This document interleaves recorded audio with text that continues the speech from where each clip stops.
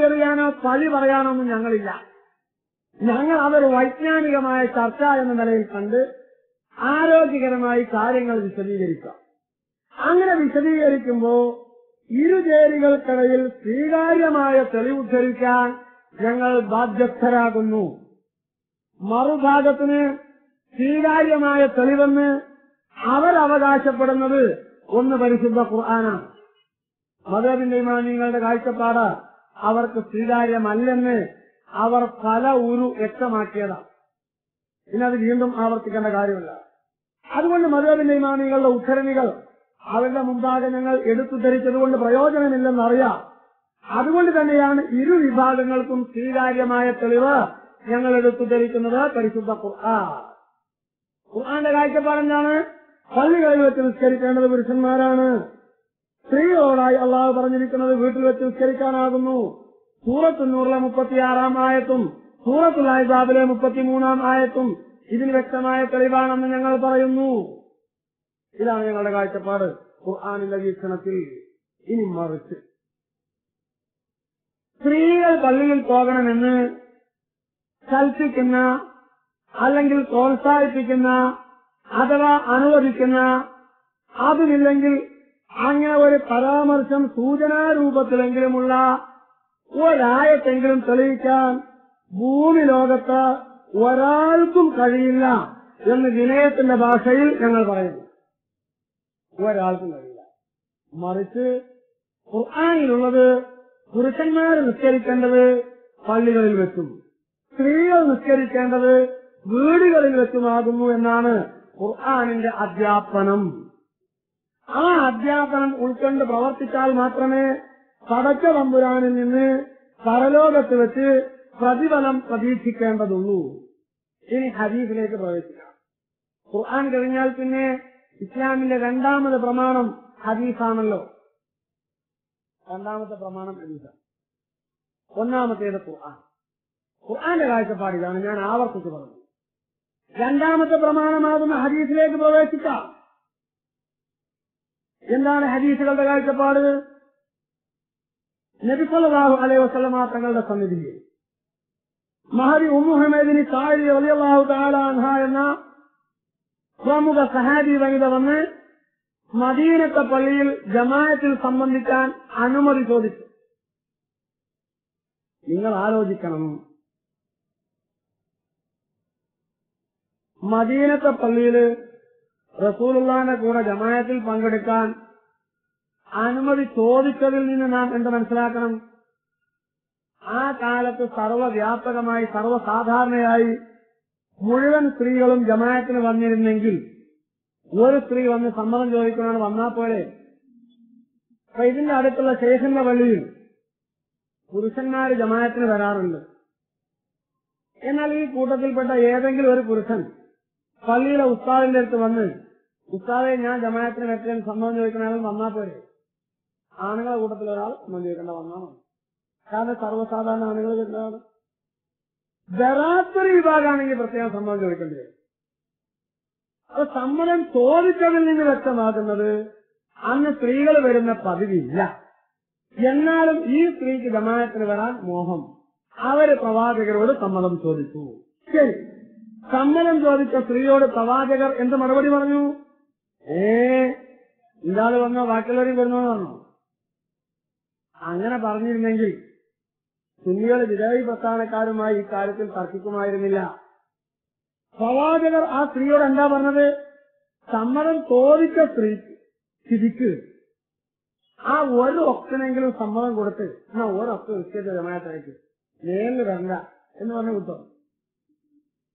ആ ഒരൊക്കിന് പോലും സമ്മതം കൊടുത്തില്ല. നബി സല്ലല്ലാഹു അലൈഹി വസല്ലമ തങ്ങൾ മദീനത്തെ പള്ളിയിൽ തങ്ങളുടെ നേതൃത്വത്തിൽ നടക്കുന്ന ജമാഅത്തിന് പങ്കെടുക്കാൻ അനുമതി ചോദിച്ച സ്ത്രീയെ അനുമതി നൽകാതെ ആ സ്ത്രീയുടെ വീട്ടിലേക്ക് തിരിച്ചയച്ചു. ഇത് നമ്മൾ ചിന്തിക്കേണ്ടതല്ലേ? സുന്നിയായാലും അസുന്നിയായാലും മദീനത്തെ പള്ളിയിൽ ജമാഅത്തിന് പങ്കെടുക്കാൻ വേണ്ടി അനുമതി ചോദിച്ച സ്ത്രീയെ പ്രവാചകർ അവരുടെ വീട്ടിലേക്ക് തിരിച്ചയച്ചു. ഇത് സംബന്ധിച്ചുള്ള ഹദീസ് പ്രബലമല്ല എന്ന് പറയാൻ പണ്ഡിതന്മാരിൽപ്പെട്ട ആർക്കും സാധ്യമല്ല. അവരേത് പക്ഷത്തുള്ളവരാണെങ്കിലും ഹദീസ് പ്രബലമാണ്. പ്രവാചകർ വീട്ടിലേക്ക് തിരിച്ചയച്ചു.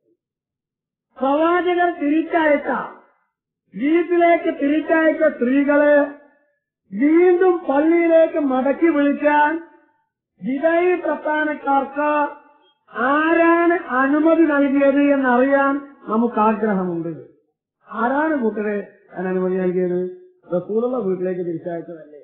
പിന്നെ എന്തിന് നിങ്ങൾ വീട്ടിലേക്ക് പോകാൻ പറ്റേ ഇങ്ങനെ വരിയെന്ന് പറയുന്നു? എന്തിനു മടക്കി വിളിക്കണം? എന്തിനു മടക്കി വിളിക്കണം?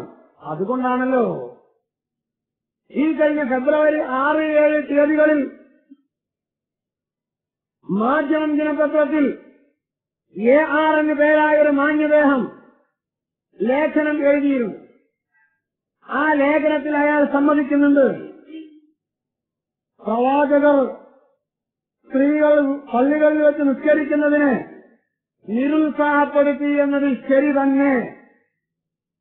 പ്രവാചകർ സ്ത്രീകൾ പള്ളിയിൽ വെച്ച് നിസ്കരിക്കുന്നതിന് നിരുത്സാഹപ്പെടുത്തി എന്നത് ശരി തന്നെ. റസൂലുള്ള നിരുത്സാഹപ്പെടുത്തിയെങ്കിൽ പിന്നെ നമ്മളിങ്ങനെ ഗ്രൂപ്പ് തിരിഞ്ഞ് മത്സരിച്ച് എന്തിനാണ് അതിനെ പ്രോത്സാഹിപ്പിക്കുന്നത്?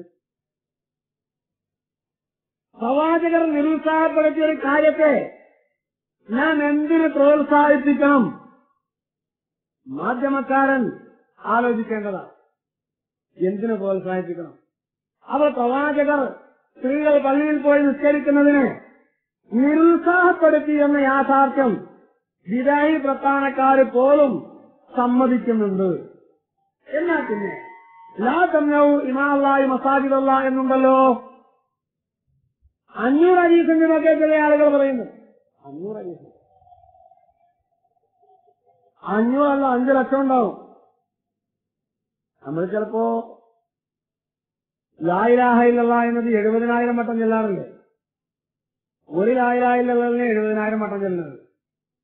അല്ലാതെ 70,000 ലാ ഇലാഹ ഇല്ലല്ലാഹ് 70,000 കോലത്തിലെ ലാ ഇലാഹ ഇല്ലല്ലാഹ്. അതുപോലെ ലാ തംനഉ ഇമാഅല്ലാഹി മസാജിദല്ല എന്നുള്ളത് 500 വട്ടം പറഞ്ഞാൽ 500 ഹദീസാവും. 5 ലക്ഷം പ്രാവശ്യം പറഞ്ഞാൽ 5 ലക്ഷം ഹദീസോ? 500 ഹദീസ്. എന്താണ് ഈ വർക്ക്? എനിക്ക് മനസ്സിലാകുന്നില്ല. ലാ തംനഉ ഇമാഅല്ലാഹി മസാജിദല്ല എന്ന് പറഞ്ഞത് സ്ത്രീകളോടല്ല കൂട്ടരെ, പുരുഷന്മാരോടല്ലേ? അത് പുരുഷന്മാരോട് പറഞ്ഞതാണ്. അതേ ഹദീസിൽ തന്നെ, അതേ ഹദീസിൽ എന്തിന് വാലും തലയും മുറിക്കണം? ഓരോരുത്തർക്കും ആവശ്യമുള്ള സന്ദർഭത്തിൽ നിന്ന് അടർത്തിയെടുത്ത് ഉദ്ധരിക്കുന്നത് മോശമല്ലേ? അവർ മതപ്രബോധകന് ഉചിതമായ ചേർന്ന ഏർപ്പാടാണോ? അതേ ഹദീസിന്റെ അവസാന ഭാഗം എന്താണ്? വബുയൂതുഹുന്ന ഖൈറുൽ ലഹുന്ന, സ്ത്രീകൾക്ക് നിസ്കരിക്കാൻ അവരുടെ വീടാണ് ഖൈറ. ലാ തംനഉ ഇമാഅല്ലാഹി മസാജിദല്ല എന്ന് പറഞ്ഞ ആണുങ്ങളോടാ. ആ പറഞ്ഞ പ്രവാചകൻ അതേ ഹദീസിൽ സ്ത്രീകളോട് പറയുന്നു വബുയൂതുഹുന്ന ഖൈറുൽ ലഹുന്ന, സ്ത്രീകൾക്ക് അവരുടെ വീടാണ് ഉത്തമം. ഞങ്ങളിത് പലതവണ ആവർത്തിച്ചുദ്ധരിച്ചു. ഗത്യന്തരമില്ലാതായപ്പോൾ മുജാഹിദ് സ്റ്റുഡൻസ് മൂവ്മെന്റിന്റെ സ്റ്റേറ്റ്മെന്റ് ചില പത്രങ്ങളിൽ വായിക്കാനിടയായി. അവർ പറഞ്ഞെന്താ? ആ ഹദീസ് പ്രബലമല്ല. അങ്ങനെ ന്യൂസ് കണ്ടു. കുട്ടികളല്ലേ എന്ന നിലയ്ക്ക് ഞാൻ സമാധാനിച്ചു. മുജാഹിദ് സ്റ്റുഡൻസ് മൂവ്മെന്റ് അല്ലേ, മുജാഹിദ് കുട്ടികളല്ലേ, പഠിക്കുന്ന കുട്ടികളല്ലേ, അവർക്ക് അത്രത്തോളം അറിയാത്തത് കൊണ്ടാവാം. ഈ ഹദീസ് പ്രബലമല്ല എന്നാ പറയുന്നത്. ഓക്കെ, അത് പ്രബലമാണെന്ന് തെളിയിക്കപ്പെട്ടാൽ സുന്നത്ത് ലൈനിലേക്ക് തിരിച്ചു വരാൻ മുജാഹിദ് പക്ഷം തയ്യാറാണോ എന്നറിയാൻ എനിക്ക് ആഗ്രഹമുണ്ട്. ഞാൻ പറയട്ടെ, അബൂദാവൂദ് റിപ്പോർട്ട് ചെയ്തതാണ് പ്രസ്തുത ഹദീസ്. അബൂദാവൂദ് 567 നമ്പർ ഹദീസാണ്. സുനനു അബൂദാവൂദിലെ 567 നമ്പർ ഹദീസ്.